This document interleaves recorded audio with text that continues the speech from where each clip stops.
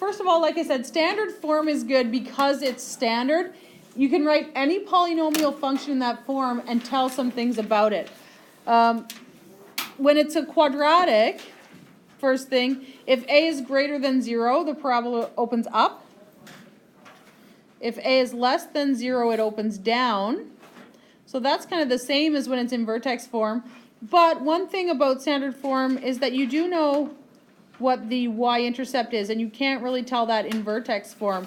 So C represents the y-intercept. Those are kind of the important things about standard form.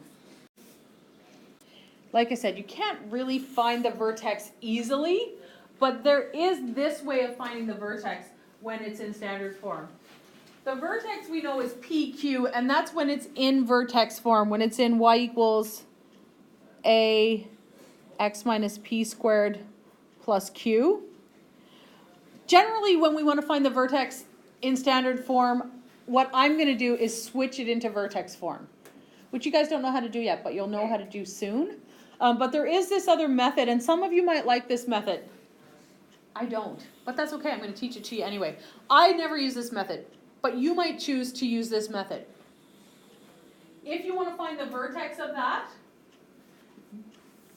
the p value is negative b divided by 2a, and the q value is c minus ap squared.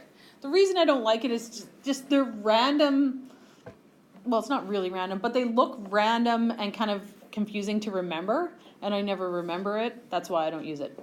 It's up to you if you want to memorize it. But I do want to show you how it works. So finding the vertex of this one, y equals x squared minus 8x plus 7. I'll start by finding the p value. P is equal to negative b over 2a. So negative, what's the b value? It's the middle one. The middle one. So negative 8 over 2a. And what's the a value here? X squared.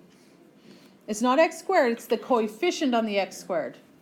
So what number's in front of it? A 1. So this comes out to, well, negative 8, that's just 8. And 2 times 1 is 2. So p is equal to 4. And then I can find the q value using this. Q equals c minus ap squared.